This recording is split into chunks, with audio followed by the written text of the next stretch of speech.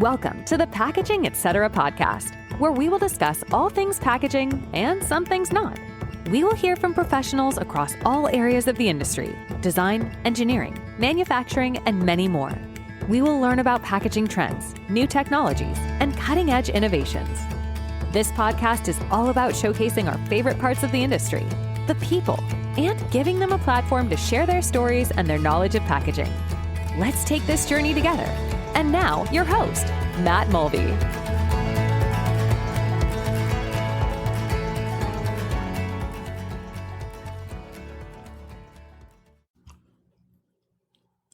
Have you ever struggled trying to open a prescription pill bottle?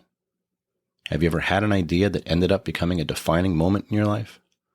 Well, today, I have the honor of interviewing someone that had an idea and turned it into an invention that is poised to make a positive impact on daily life for millions of people around the globe. Please welcome Rocky Batzel, inventor of Snapslide. Rocky, welcome to the Packaging Etc. podcast. Hey, Matt. Good to be here, man. Thanks for having me. Yeah, I appreciate you joining us today. What I always start with, if you don't mind, please just kind of take a minute to introduce yourself to everybody so we kind of know who you are. Sure thing. As Matt said, I'm Rocky Batzel. I'm the inventor and CEO of Snapslide.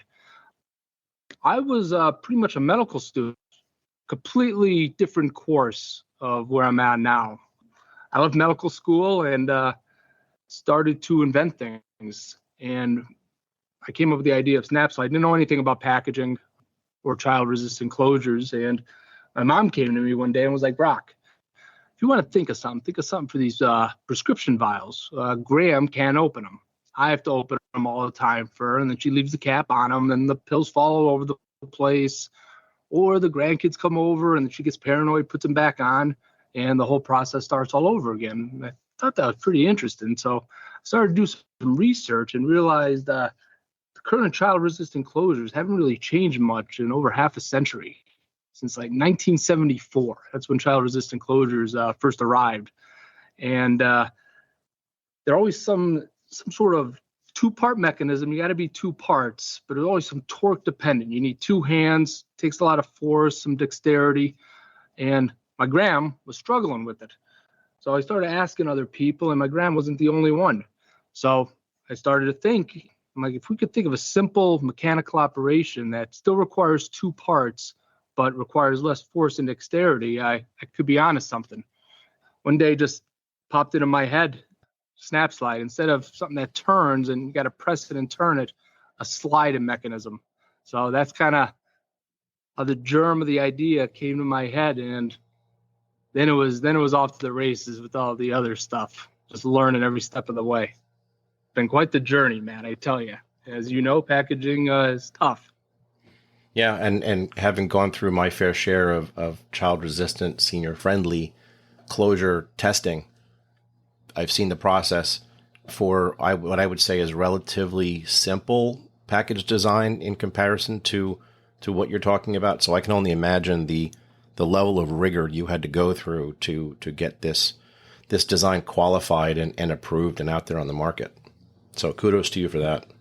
I appreciate it, man. And rigor is the perfect word to describe it. You know, you first have an idea, you have it in your head, and then you don't, like I said, my parents weren't in the manufacturing realm or the business world, so I kind of just had this idea. I didn't know where to turn. So when you have an idea, you can't see the full road ahead. So developing it, getting it just right. When you have something new, there's no blueprint that you could go on. It's like, what are the tolerances that could have it do this? The force is required to make a child resistant, but not too hard that, that gram can't open it. So fine tuning that in, I probably went through, I'd say 4 or 5 molds until we got it right. So it was a journey. It's been a journey. And I imagine each iteration included a fair amount of consumer testing. A lot of consumer testing. Yep. A lot of consumer testing and mold process analysis. Like, what tolerances could we hit? Because when it comes to packaging, you can't have it more complicated. You can't have it more expensive. Consumer product, you could kind of make it fancier and kind of charge a little bit more. We're talking about dollars. When packaging, we're talking about pennies. So you can't really, got to keep it simple. And that's where it's tough. You can't add anything.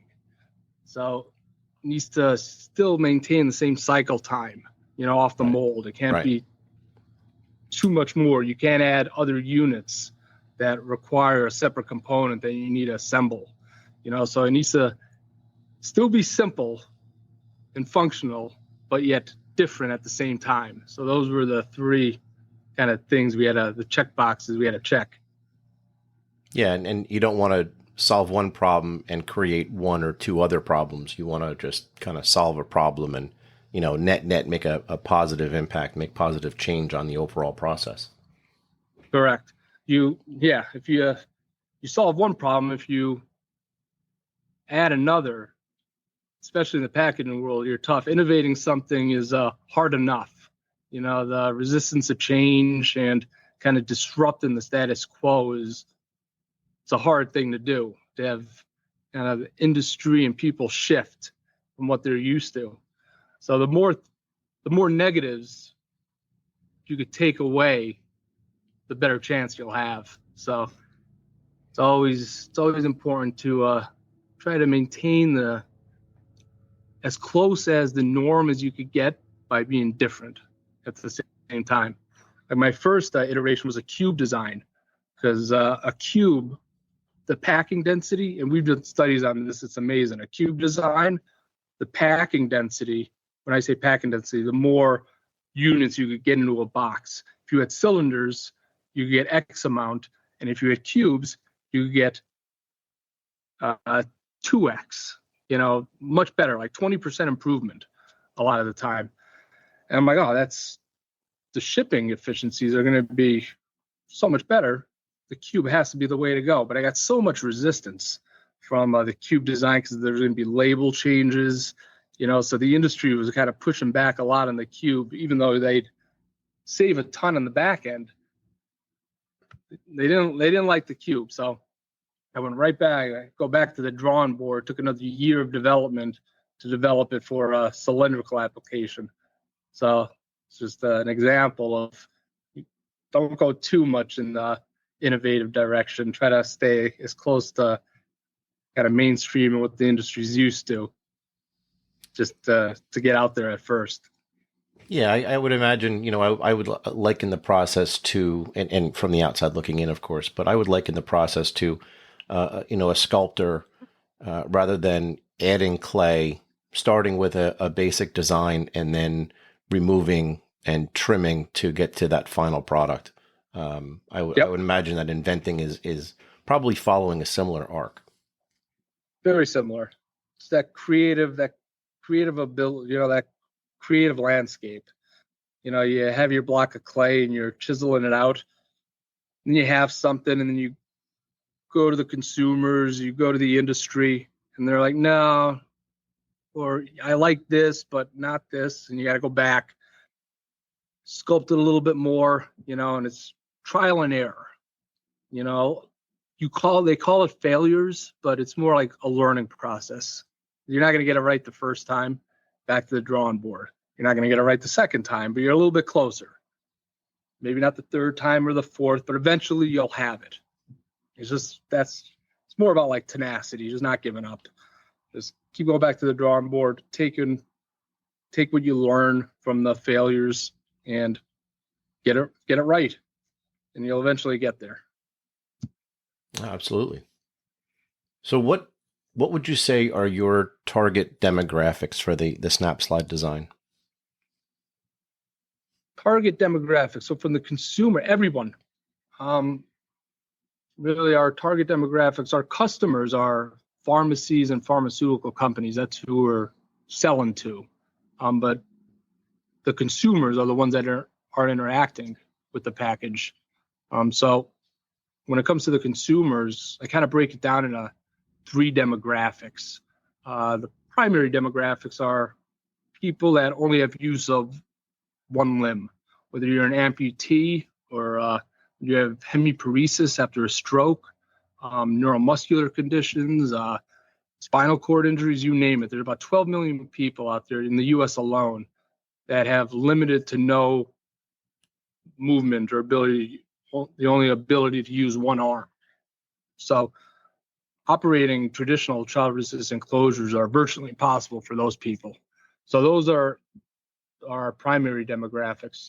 Secondary are those that have both hands but have limited dexterity in them or limited strength. Arthritis is a big one. About 60 million people out there suffer from arthritis.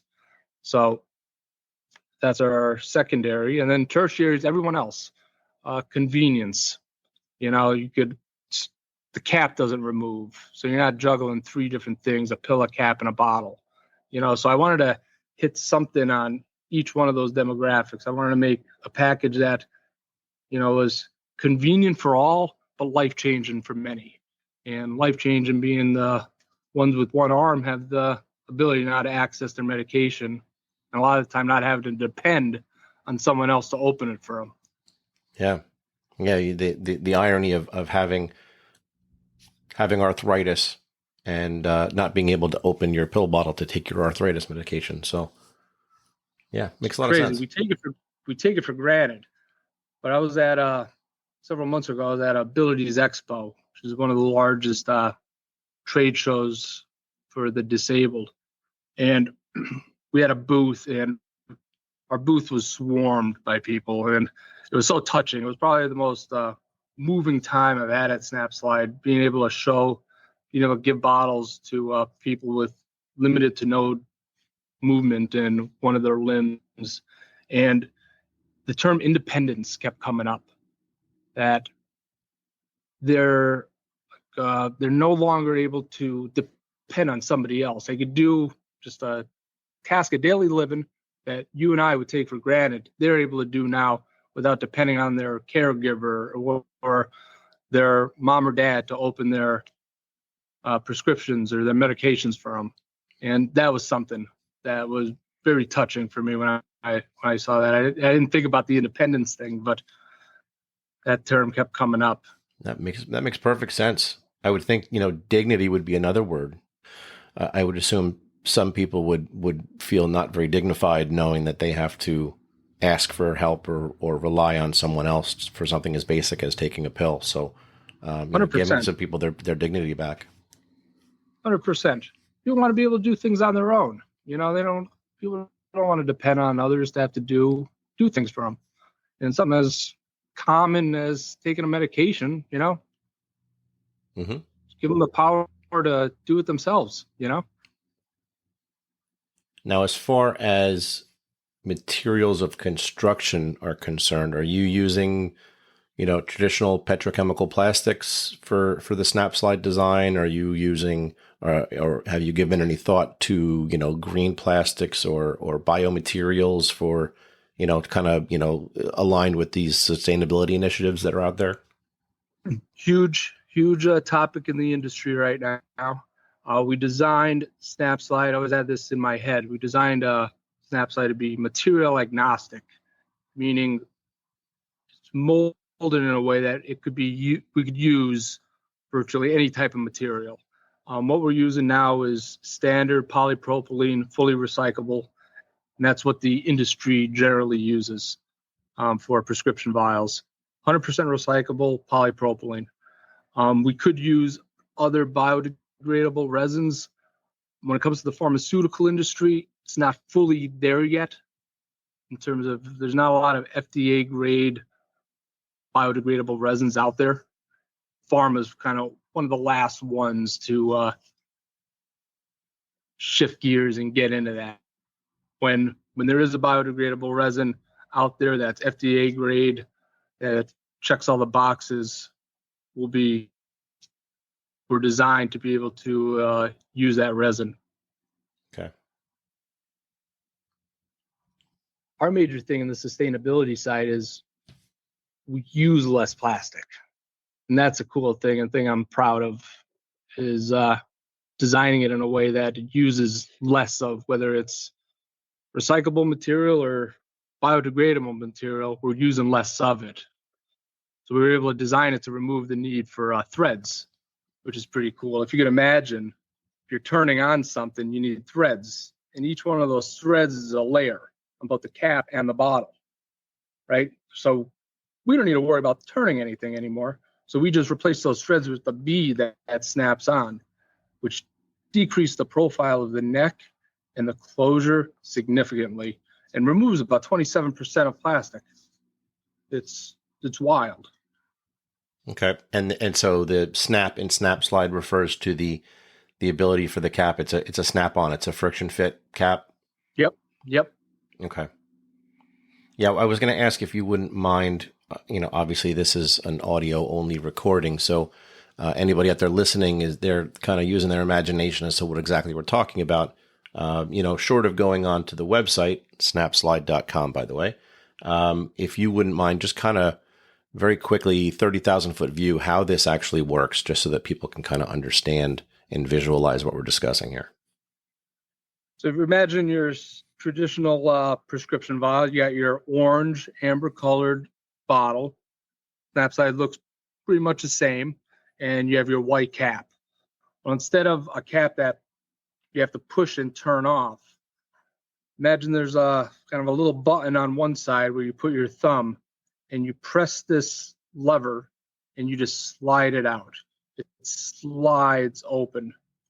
You dump your meds out. The cap never comes off, so you don't have to worry about dropping it. So many people I heard drop their cap, they lose their cap. So I wanted to make it so once everything's together, it's still one unit. It doesn't remove. And you just close it back and it snaps. That audible assurance to know that it's locked back up. Okay. Did you hear the snap? Yeah. Yeah, I heard it. Yeah, all right. That was another big thing, that snap. During my research, I found that child resistance, most kids get into the package, not because they breach the child resistance mechanisms, but because parents, whether they don't get it on the threads properly or they just put the cap on because they don't want to go back through the CR like my grandmother used to. That's how kids get into most of their meds.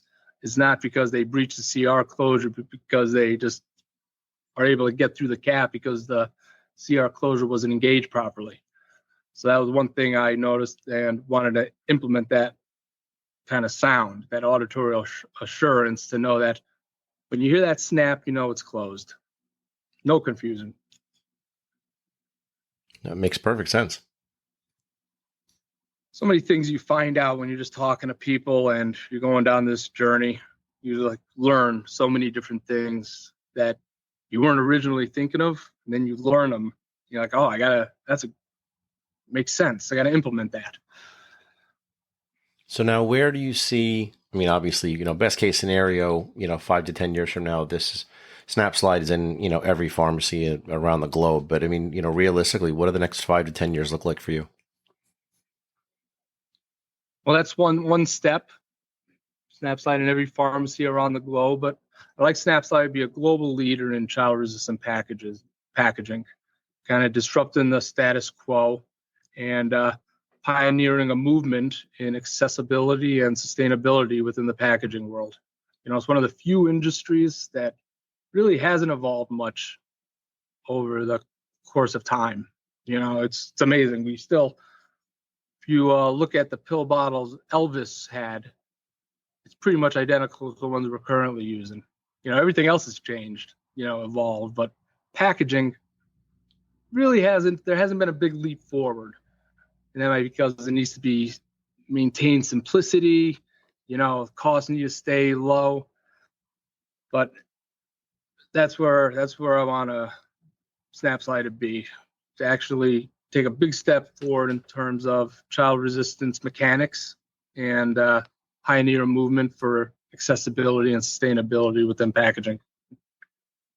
Yeah, now that you mention it, thinking back, I don't recall ever, my entire life, I don't recall ever seeing any real innovation in this area. So this looks to be like the first big, leap when it comes to innovation for, I guess, pharmacy issued oral solid dose prescription medication.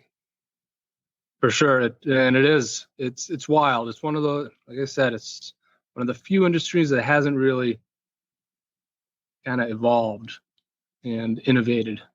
Like small things like design improvements. There's been some cool innovations within packaging, but nothing really in terms of the mechanical operation on how you use a child resistant closure. And especially given the ability to use one hand, something that was been missed. The innovation's one thing, but the discovery, I think, is even more like, oh my God, look at this huge population of people that only have one arm. Like, how do they open packages? Got to accommodate them, got to give them something that they could use independently. And that's been my key focus, is getting them something that they could use.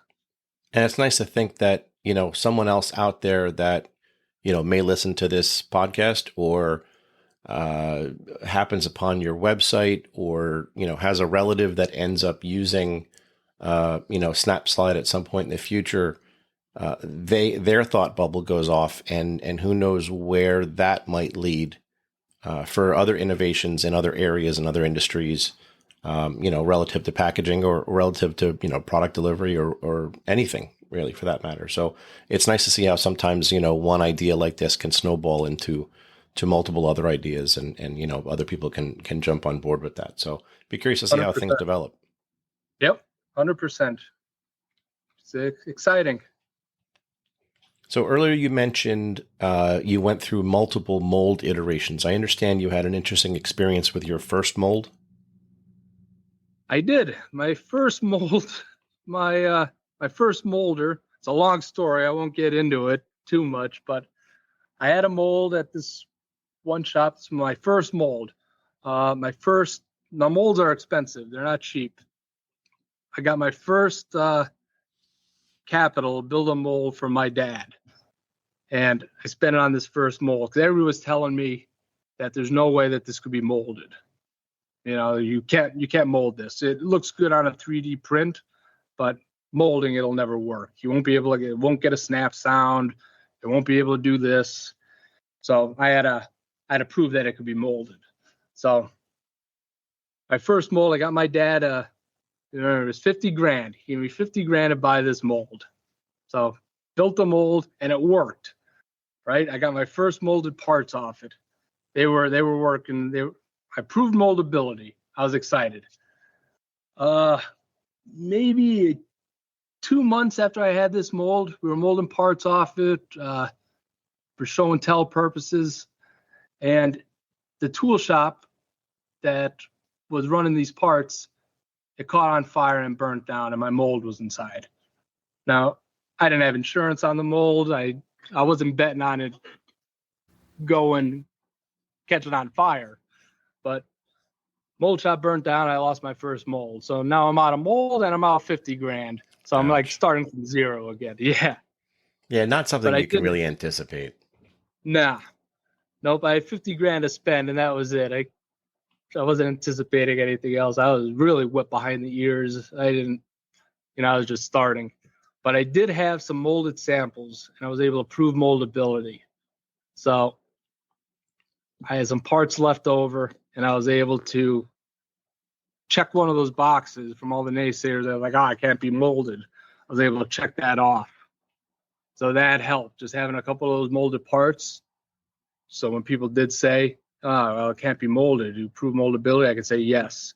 So that helped me get to the next level to raise some capital to build mold 2, which didn't burn down, but it wasn't perfect. Then mold 3, mold 4, until we honed it in. And then the child resistant testing, finally get that, and then the consumer testing, arthritis panels. We did multiple consumer tests with able bodies and individuals, their preferences, and then also people with arthritis, see what their preferences are in terms of forces, and then hone those preferences in, and then went to the Child Resistance Center and found out what would pass through child resistance, and then modified accordingly to try to hit all the demographics, the able-bodied people, what they like, what's functional for arthritic, and then what kids can't open, to hone in on the optimal forces required. So despite your initial investment quite literally going up in flames, it was still a success. You were able to gain proof of concept, proof of principle, and functionally, to your point, proving the naysayers wrong. That's got to feel good. And, from there off and running. So again, kudos to you for that. Congratulations. Hey, appreciate it. Yep. Like I said, the X factor is just tenacity. Can't give up. You have something, you keep on going. Unless somebody comes in, like, you're always going to get the people that say, no, it can't be done. But unless they can prove it to you with like a legitimate reason that makes sense to you, then you gotta find out for yourself. Yeah. And although people were telling me it can't be done, they weren't giving me any real answers as to why. Like, it can't be molded. Like, why? Well, there's this undercut here, and polypropylene's a softer material, so it won't be able to snap. And it just didn't make sense to me. Yeah. So I'm like, this is the 21st century. We put a man on the moon. We've done a lot. Yeah. Humans have done a lot, and telling me we can't mold these two pieces of plastic together to get them to work didn't make sense. Yeah. So, the old, no, it can't be done, only hardening, your resolve to prove them wrong. I spent a significant portion of my career in a continuous improvement function. And one of my favorite things to hear when I was interviewing people specifically in a production environment was, well, this is the way it's always been done. And to me, that was a giant red flag to say, dig deeper right here.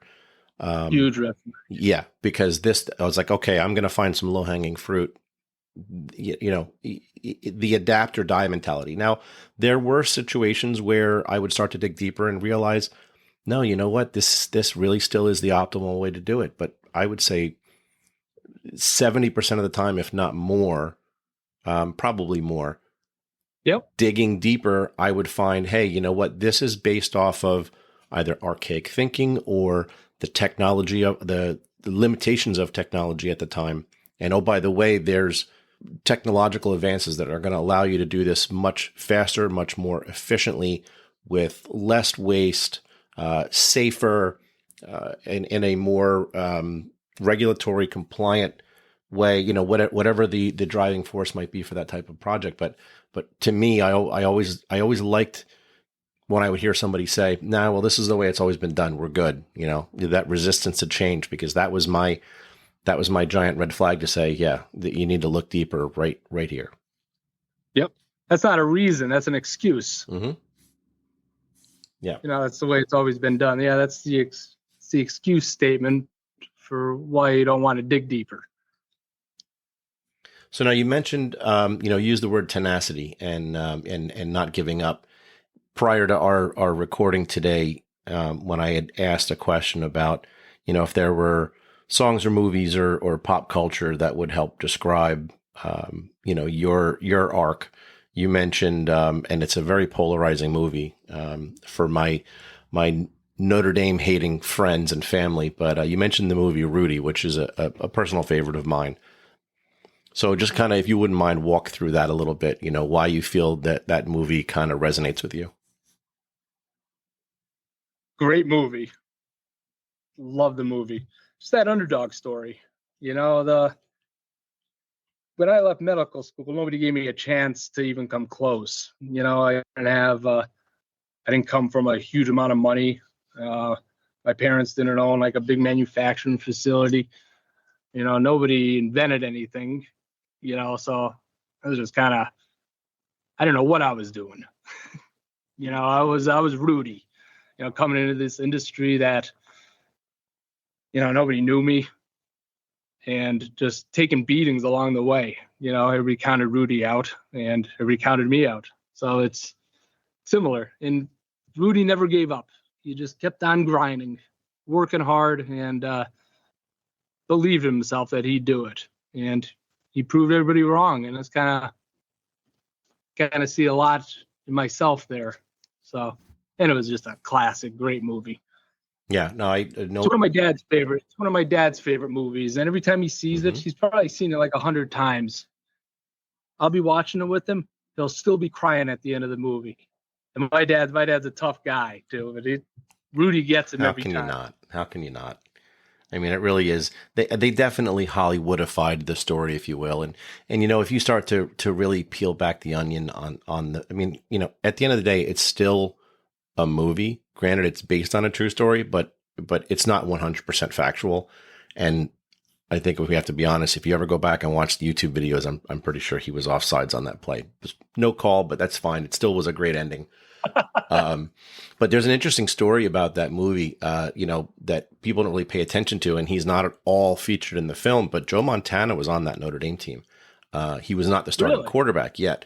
And he was interviewed about that moment when Rudy got carried off the field at Notre Dame Stadium. And according to his response in this interview, that wasn't done in the triumphant fashion that it's shown in the movie. It was kind of done as a mockery of the overall process. And so he kind of downplays the whole Rudy story. But you take all that away from it, it's still a great movie. I agree wholeheartedly. Great movie, nonetheless. Yeah. So my father grew up in Western Pennsylvania, and in his time, there really wasn't much as far as you don't have streaming services, you don't have access to every game across the country. So he listened to a lot of the Notre Dame games growing up. So he grew up a Notre Dame fan, which meant I grew up a Notre Dame fan, and now my children have to grow up as Notre Dame fans. Rite of passage, right? Yep. For my father's 70th birthday, which was more than a few years ago, I bought tickets to take him out to Notre Dame Stadium for a game. And it was Notre Dame Stanford, and Christian McCaffrey was still on the team, Stanford, but he was injured at the time, so he didn't play. But we had a chance to experience the campus. I had actually been on campus once before. I went there for a baseball camp in high school for a week. And that was during the Lou Holtz era. Having a chance to walk around on campus and go into the stadium. And, in my head, I'm kind of recreating that scene when Rudy's father walks in and he says, "This is the most beautiful sight these eyes have ever seen." That kind of thing, right? The music's playing in the background in my head. And, we went and saw the grotto. We got a tour of the players' locker room, and we went and got to hit the Play Like a Champion sign and walked out the players' tunnel and went on the field. And it was just a really, really neat experience. That's pretty cool. And to be able to experience that with my father was even more special. That's pretty cool. I like that. Yeah. I mean, Notre Dame has just got this like aura to it, old school football. And in the movie, Rudy probably helped, but it's more of like the symbolic nature of what the movie represented, Yeah. Whether it's true and, Hollywood gets all of it, they got to dramatize things, but it's the representation of the movie that's big. And Notre Dame, my favorite team as well. Well, I've never been there. Never been to a Notre Dame game though. Oh, you got to go. You got to go. It's just a different experience. All right, I'm adding that to the bucket list. Add Matt, to the list. We'll go to a Notre Dame game. I am in. I'm in. Let's do it. Yeah. So on the topic of movies, I have to ask you. I'm kind of going back through my memory here, and I'm almost positive in saying they believe you are the first Rocky I've ever met, and so kind of following the movie theme, I can only imagine how many Rocky references you must get, either from friends or new people that you meet, industry colleagues, et cetera, et cetera. Any funny anecdotes around movie references you'd like to share? I do get a lot of Rocky comments. Yep, that happens. The best is when, now I don't, this is as serendipitous as you can get though, but I had a consultant a couple of years ago that I work with, and his name was Adrian. No joke. Whenever we showed up to a meeting together, it was Rocky and Adrian. Oh, That's great. People yelling, "Oh, Adrian!" You know, that was funny. I wouldn't be able to help myself. I sympathize. It was great icebreaker. You know, Rocky and Adrian comes in. Let's crack the joke, break the ice a bit. Mm-hmm. So after we started working together for a little bit, we kind of had a ritual together. But 5 minutes into the meeting, everybody's laughing, busting chops. So it was good to break the ice. Definitely loosen up the mood there. Yep, a good mood loosener for sure.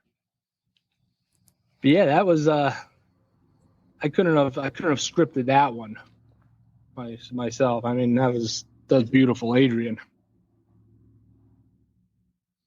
So now, on the topic of hobbies, I believe you had mentioned that you're an avid golfer.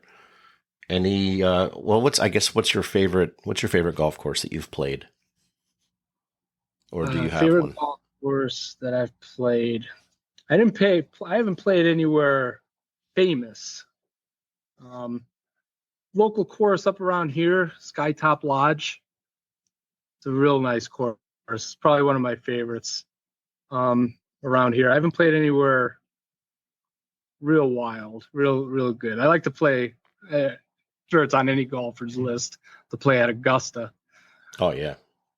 That'd be a cool one to play. Like even Pebble Beach. I think that's public, so maybe get around in there one of these days. But I'm not good. I'm in the mid 80s, so not too hot. I think that puts you in the top 1% of all golfers, and you're shooting even in the 80s.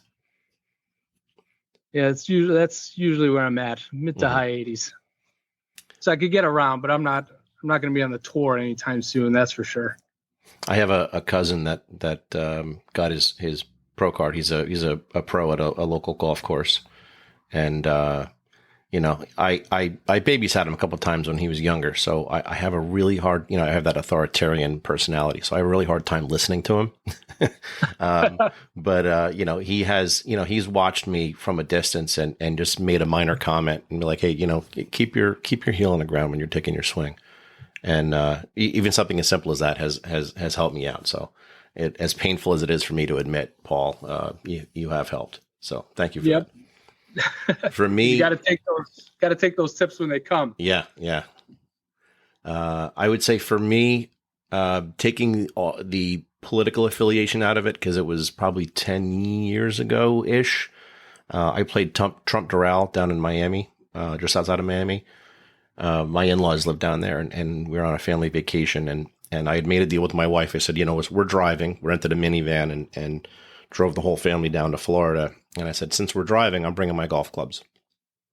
And the deal was I'm only allowed to play golf like first thing in the morning, which was fine with me.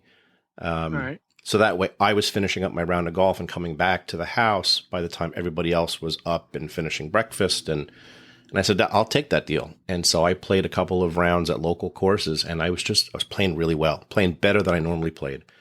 And I was joking with some of the guys I got paired with this third day I was playing.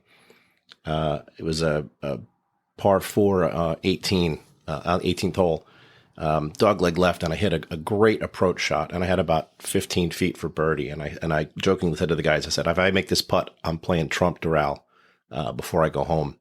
And they were all like, oh, that's great. And I left it about half a rotation short. And I looked up and I went, close enough. I'm playing anyway.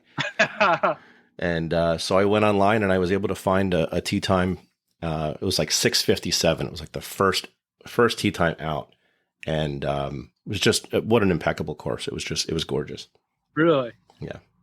I feel like I was not good enough to play there, but I played anyway.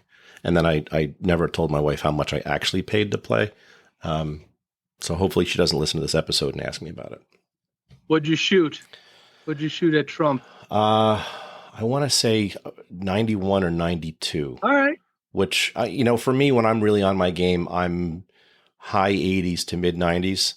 But on that course, I also had 2 Bloody Marys. Took them with me out on number 1. So maybe I would have played a little bit better. I don't know. But that could go either way. Yeah. Yeah. But it was enjoyable regardless. The weather was gorgeous. And I actually got paired with a local businessman who was a member there, and another gentleman who he was a professor, and I'm trying to remember, University of South Florida, one of the local schools, but he was a professor and he had a membership as well. And they both came out, and the 3 of us went out on 1. They played 9 and then left, and then I finished the back 9 on my own. But just an amazing experience. Beautiful, beautiful course. That's pretty cool. Sometimes it's nice. I sometimes just go by myself. I like to just go and just chill. I kind of forget about everything. Just me in the course. It's kind of relaxing for me. It's my therapeutic time. Yeah. Unless I'm playing crappy, and then you want to throw the clubs in the pond. Yeah, you got to get out of your own head. Yep. I struggle because I'll go on a golf course, especially if it's like a scramble format, and you end up, there's 3 foursomes on a par 5. When there's water hazards, I sit there and I go, I really wish I brought my fishing pole because I could get a couple of casts in while I'm waiting to tee off. But most times when you go on golf courses, they have signs that say no fishing and no trespassing, et cetera, et cetera. So I don't know, maybe someday. You're a fisher too, huh? I like the process of fishing, but I don't really call it fishing. I call it casting, because in order to call it fishing, you actually have to catch something. Have to catch a fish. Yeah, and so I have a meme that I saved. It's a picture of Daniel Craig as 007. It's a black and white picture, and he's in his tux, adjusting a cufflink, and it says, "They call me 007. 0 fish, 0 bites, 7 hours." And I found that funny, and I ironically relate to that quite well. So I kind of saved that. That's my fishing mantra, if you will. I have the same problem, Matt. Still enjoyable. I can't seem to catch a fish either when I go. I'm glad I'm not the only one. Yeah, you're not alone. It's fun to just sit there, though. Yeah, I love being outdoors. It's nice to catch a fish, absolutely. But for me, I've always loved the outdoors.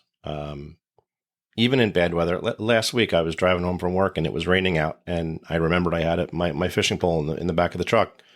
And I said, you know what? I'm going to stop for a half an hour, even in the rain. I got my raincoat with me, and I'm going to go throw a line in for a little while. I'm trying to learn how to fish topwater, freshwater fishing. And I've heard that topwater can work pretty well in the rain, so I wanted to test it out. I guess I'm the exception to the rule because I didn't catch anything. No, still nothing, huh? Still nothing. I was only there for about a half an hour, and I started getting really wet. And I said, "That's it. I'm done." All right, 0.5. Yeah. So in my last episode, I started a new trend, if you will. I don't want to call it a trend, but at least a trend for me and for this show. A friend of mine and listener of the show had made a suggestion that every episode I should share a random fact. So I want to try to make it packaging related. And last episode was the first time, and I mentioned Ethel the whale, which is an 82-foot recycled plastic structure. So this time, I was going to ask if you were aware that when bubble wrap was invented in 1957, it was actually invented as a textured wallpaper. That was the intent. And when they saw the air bubbles trapped between the layers, they realized they had a new application. And so that was the birth of bubble wrap. Huh. I thought that was kind of interesting. That is interesting. So many good inventions were for something else that failed, but they learned, and it became great in something completely different than what it was intended in the first place. Yeah. One that always stuck with me was microwaves. How microwaves originally got invented. And I'm not going to remember the scientist, and I'm not going to try to look it up now, but there was a scientist working with I don't know if it was X-ray technology or something, but they had this tube that was emitting the X-rays, or I should say microwaves, and they had a chocolate bar in their lab coat pocket. And they stood in front of the tube for a minute and then looked, I guess reached into their pocket and realized that the chocolate bar had completely melted and just turned to mush. And they realized that the microwaves were exciting the particles in a way that caused, the particles to, friction between the particles, which created heat, and it heated up the food. And that was, lo and behold, the birth of microwave ovens. Huh. So yeah, random. My head's filled with random, useless information. Yeah. So many things accidental. Kind of interesting exercise to think about. I'm sure if I go online, I could probably find somebody's put together a list. There's probably hundreds of examples of that out there. Definitely. But we're coming up to the end of it. I did want to ask you about, or at least give you an opportunity, if there are any organizations or events, expos that you either have been to or support that are aligned with the overall spirit of the Snapslide invention that you'd like to mention and give a shout out on the air. Yeah, there's a whole bunch. It's tough to name them all. Do a lot of work in collaboration a lot with the Amputation Coalition. They've been great. And give definitely a shout out to the Plastics Industry Association. Just last week, they announced that we won the Sustainability Award for this year. So that was awesome. I want to congratulations thank them for that. Yeah, that was huge. Yeah, I guess we were the first non-publicly traded company to win it in like 5 years or something. So that was pretty cool. So I want to thank the Plastics Industry Association. Nice. Really, for that. Really living up the underdog mentality there. Yeah, let's go, Rudy. Yeah, okay. So that was very cool. That was and I was honored when I heard that. I think it was just released last week. Okay. Great. That's great news. So a lot of organizations, they've been great. Like Abilities Expo. We love going to their show every year. When we always bring a bunch of slides. When and where is that? They have Expo? four of them a year. Every quarter they have a show located at different areas of the country. Like Q1 is usually in New York. I think they have one in Texas, and then out west, and then north, like in Chicago. So they spread it around the country, one a quarter. Okay. They're cool shows, great people. So we always try to get one of them in a year. Okay. Yeah, I'm sure they're glad to have you there. Yeah, you should come. You should come to one. Well, yeah, New York's 45 minutes away. I'm assuming the Javits Center in New York? It is the Javits Center, yeah, okay. I believe. I'm there at least once or twice a year for typically packaging-related trade shows. I was just there recently for Interfex, which is mostly geared towards the pharmaceutical industry. Interfex, what's that one about? I go. I mean, there's a lot more than what I'm just looking for, but I'm typically going there looking to meet with packaging machinery manufacturers that cater to the pharmaceutical medical device combination product, and then end of line packaging for gotcha. Pharma med device. But there's like filling lines. Yeah, filling lines, thermoforming, cartoning, check weighing. High speed automated inspection is obviously huge. Some of the technology that I was able to see there was just fascinating. Oral solid dosage pills at 400 or 500 a minute, and they're doing 100% inspection for a multitude of different potential defects and able to do it reliably. It's just, it's fascinating to go see. I'm like a kid in a candy store when I go to these shows. They're cool. Yeah, we're working with a couple of machine guys now. We got an OTC project going down. I can't say what, but working with a good sized pharma company for OTC. And we're getting into the weeds now with the automation guys and the filling lines to see how we're adapting Snapslide to the current lines. And the new technology now is very cool. They could speed things up, and the things that they're able to do is pretty remarkable, pretty cool stuff. Yeah. Yeah. That's the pool that I swim in. And, it's fun. You find a job you like, you never work a day in your life. So I kind of live by that. Gotta love packaging, huh? Oh yeah. Everybody loves packaging. Everybody loves packaging. It's one of the most widely used things on the planet. Yeah. Yeah, absolutely. No matter what you buy, you're dealing with the package.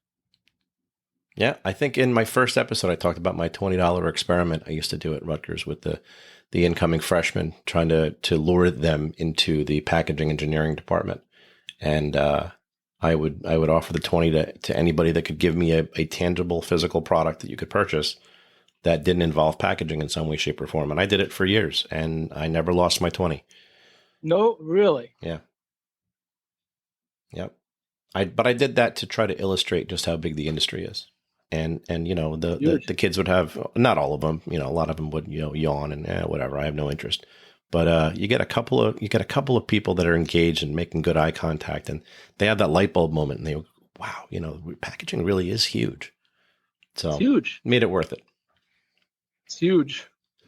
So listen, that's why there's schools dedicated to it throughout the country. Yeah. Well, and not enough schools. There's only not enough. Maybe 20 schools in the US, I think, that have programs. Wow. I thought it was less than that. Yeah. I want to, at least that I'm aware of, I want to say it's probably 15 to 20. Yeah. And you teach at Rutgers, which is pretty cool. Yeah. Yeah. I'm wrapping up my first semester. So I did my undergrad there. And so for me, it's a first full circle moment for me, coming back on campus and teaching classes that I took as an undergrad, to the future packaging engineer. So it's been fun. It's been a lot of fun. The packaging minds of tomorrow. Yeah. Well, thank you so much for your time today. Kept you a little bit longer than I think we originally planned, but it's been a great conversation. Hate to bring it to an end, but thank you again for participating. Really wish you the best of luck with Snapslide, and we'll see if any other inventions are rolling around in your head that, come out, and hopefully we'll have a chance to talk about those at some point in the future. Awesome, Matt. Looking forward to it. You'll be one of the first to know, Matt. Thank you. I appreciate that. Thanks for having me. It was fun. Yeah. All right. Take care. Appreciate it, man. Yeah. See ya. Bye.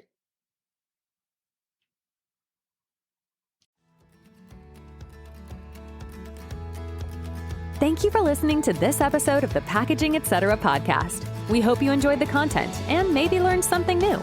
If you have ideas for future guests or topics, we'd love to hear from you.